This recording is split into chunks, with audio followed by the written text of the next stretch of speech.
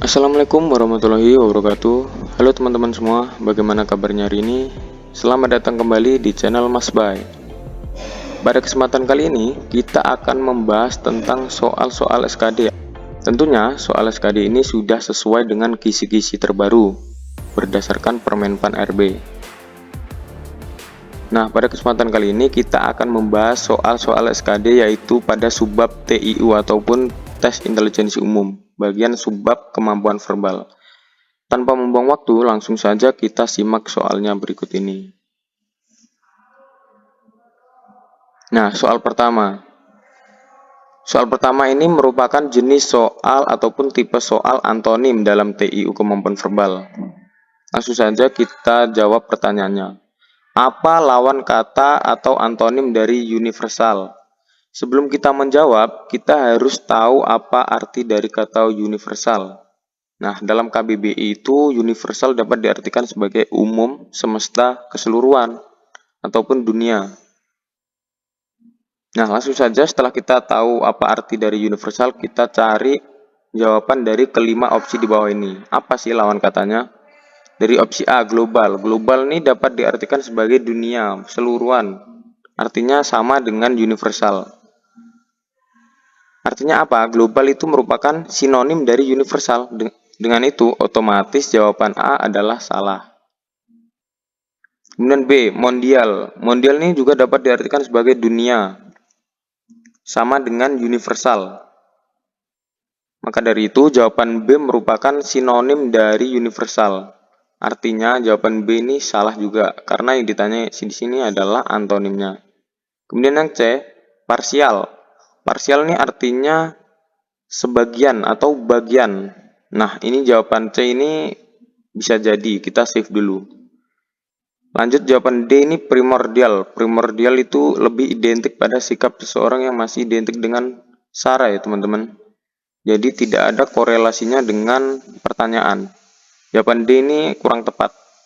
Kemudian lanjut jawaban E adalah tradisional. Tradisional berarti kuno, konvensional. Jelas saja tidak ada relasinya atau korelasinya dengan pertanyaan.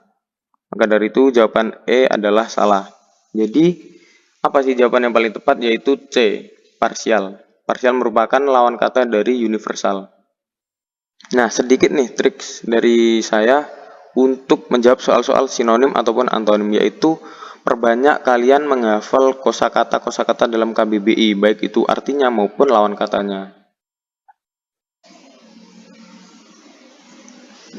Nah, kemudian kita lanjut soal nomor 2. Soal nomor 2 ini merupakan tipe soal analogi kata. Kita langsung saja ke pertanyaannya. Suhu termometer. Nah, pertama-tama kita harus mencari relasi ataupun hubungan antara kedua kata ini. Apa hubungannya? Misal nih, suhu kita ibaratkan sebagai X dan termometer sebagai Y. Maka kita dapat memberi kata hubung yaitu suhu diukur dengan termometer atau X diukur dengan Y. Nah, setelah kita mengetahui kata hubung antara kedua kata ini, langkah selanjutnya adalah kita cocokkan dengan kelima opsi di bawah ini untuk menentukan jawaban yang tepat. Untuk opsi A, timbangan berat. Kita masukkan kata hubung tadi yaitu X diukur dengan Y. Timbangan diukur dengan berat. Tentunya opsi A ini kurang tepat karena posisinya yang terbalik. Maka dari itu opsi A ini adalah salah ataupun kurang tepat. Opsi B, panjang diukur dengan kilometer. Ini juga salah karena kilometer ini bukan alat ukur melainkan satuan panjang ataupun jarak. Jawaban yang tepat. Kemudian yang C, kecepatan speedometer. Kecepatan diukur dengan speedometer. Bagaimana? Cocok? Nah, opsi C ini adalah jawaban yang paling tepat dari soal nomor 2 ini. Karena sesuai dengan kata hubung tadi. Nah, kemudian yang D ini juga nampaknya terbalik juga. Anemometer diukur dengan angin, salah. Kemudian yang E, tegangan listrik diukur dengan barometer, salah karena tidak ada hubungannya. Maka dari itu, jawaban yang tepat dari soal nomor 2 adalah opsi C, kecepatan diukur dengan speedometer. Baik, jika teman-teman sudah paham semuanya, kita akan lanjut ke soal nomor 3. Nah, pada soal nomor 3 ini tidak jauh beda dari tipe soal nomor 2, yaitu analogi kata. Langsung saja kita ke pertanyaannya. Asia, Jepang, sama dengan Eropa, titik-titik. Nah, pertama kali kita harus cari dulu hubungan pada pernyataan pertama ini. Asia, Jepang, apa kata hubungnya kita harus tentukan dulu. Nah, kita secara sekilas kita sudah bisa menentukan kata hubungnya, yaitu di benua Asia ada negara Jepang, maka Eropa titik-titik. Nah, kita dapat mencocokkannya dengan kelima opsi di bawah ini. Kita ulangi lagi bahwa tadi kata hubungnya di benua Asia ada negara Jepang, maka di benua Eropa ada negara titik-titik. Nah, setelah itu kita pilih jawaban yang paling tepat.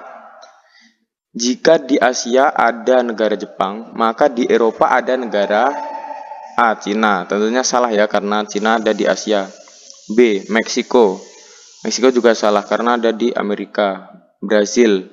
Brasil juga salah, kurang tepat karena ada di Amerika Selatan. Kemudian yang D. Australia. Apakah Australia ada di Eropa? Salah juga. Dan yang terakhir adalah E. Spanyol. Nah, jawaban yang paling tepat adalah E. Spanyol. Nah, apakah teman-teman sudah paham sampai di sini? Baik, jika sudah paham, kita akan lanjut ke soal nomor 4. Nah, tipe soal seperti ini adalah tipe soal silogisme ya teman-teman. Yaitu tipe soal penarikan suatu kesimpulan dari dua ataupun lebih pernyataan. Langsung saja kita masuk ke soalnya.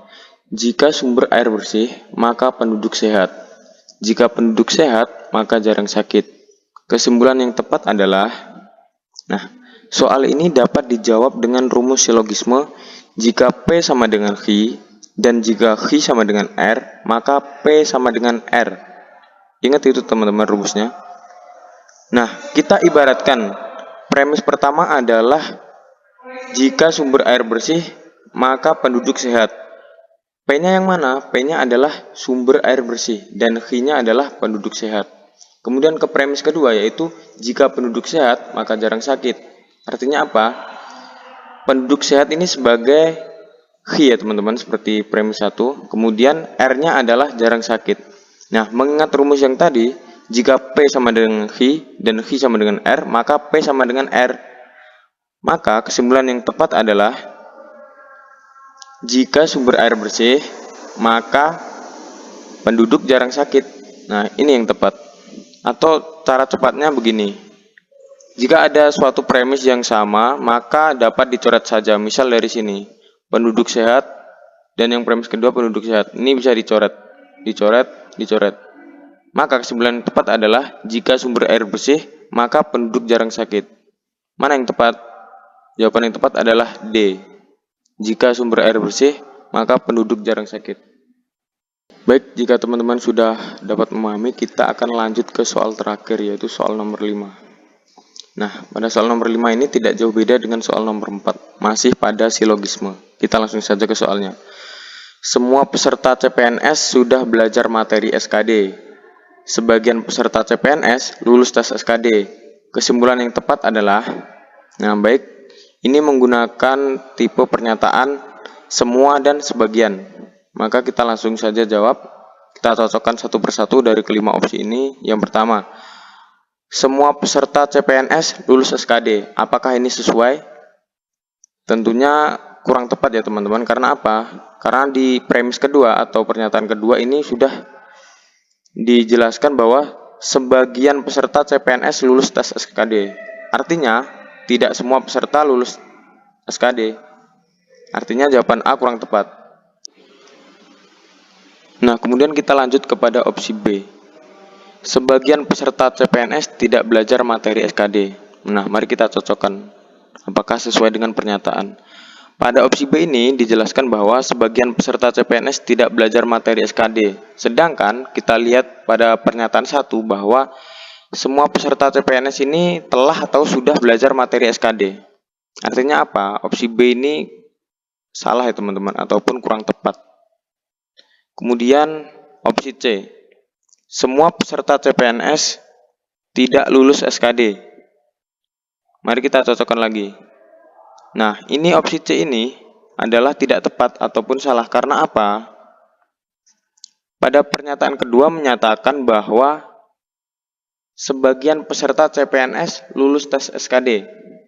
Artinya, ada sebagian peserta yang lulus SKD, sedangkan pada opsi C ini dinyatakan semua peserta tidak lulus tes SKD. Jadi jawaban C kurang tepat. Kemudian opsi D, sebagian peserta CPNS tidak lulus tes SKD meskipun telah belajar materi SKD. Nah, kita lihat dari pernyataan kedua bahwa sebagian peserta CPNS lulus tes SKD. Artinya apa? Bahwa ada sebagian peserta CPNS yang lulus dan ada sebagian yang tidak lulus. Artinya apa? Bahwa jawaban D ini adalah jawaban yang paling tepat karena sesuai dengan pernyataan. Sebagian peserta CPNS tidak lulus tes SKD meskipun telah belajar materi SKD. Ini sangat relevan dengan pernyataan kedua. Artinya bahwa ada yang lulus dan ada yang tidak lulus tes SKD meskipun semuanya telah belajar SKD. Kemudian yang E, tidak dapat ditarik kesimpulan, ini salah ataupun kurang tepat. Jadi jawaban untuk soal nomor 5 adalah D yang paling tepat. Nah, bagaimana teman-teman? Apakah soal-soal ini dapat dipahami semua?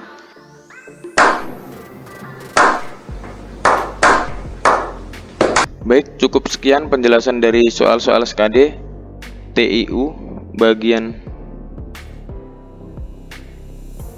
Baik, cukup sekian penjelasan dari soal-soal SKD TIU bagian kemampuan verbal. Semoga dapat dipahami semua. Dan bila teman-teman menganggap video ini berguna, tinggalkan like, komen, dan subscribe channel ini. Serta share ke teman-teman agar kita bisa senantiasa berbagi ilmu bersama. Terima kasih dan sampai jumpa di video selanjutnya.